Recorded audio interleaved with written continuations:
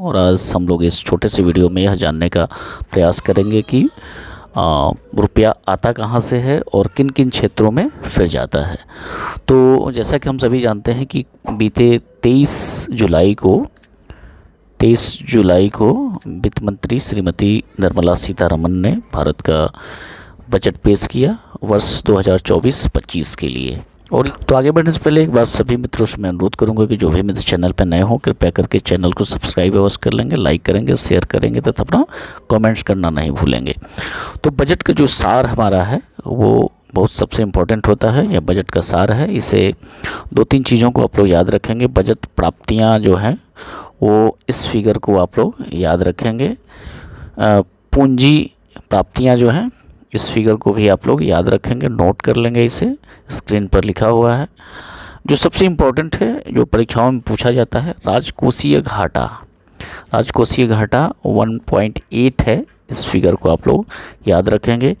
राजकोषीय घाटा जो है और प्रभावी राजस्व घाटा दोनों को इस करके निकाला जाता है। राजकोषीय घाटा को याद रखेंगे, इस फिगर को आप लोग याद रखेंगे। प्राथमिक घाटा, इस फिगर को भी आप लोग याद रखेंगे। ये 3-4 चीज़ों को नोट कर लेंगे, याद रखेंगे।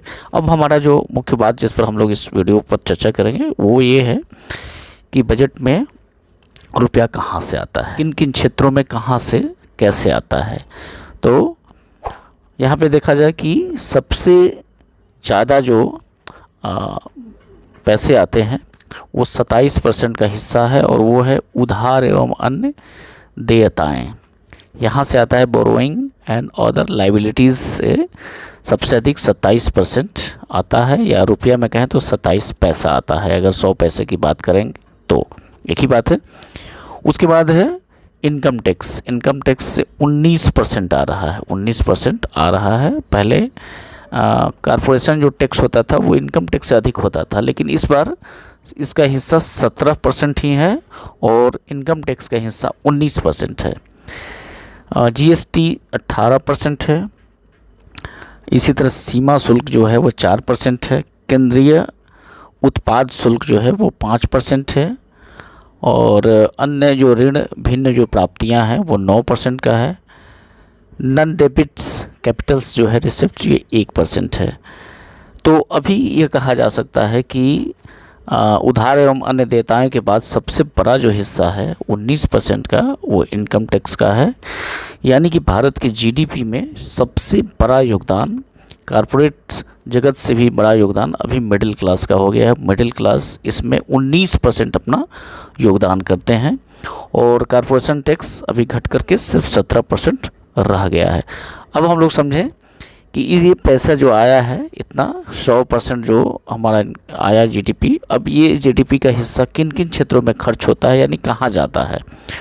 तो इस डायग्राम से हम लोग समझ सकते हैं कि सबसे जो बड़ा हिस्सा है वो जाता है कि करों एवं शुल्कों में राज्यों का हिस्सा, इसमें 21% जाता है।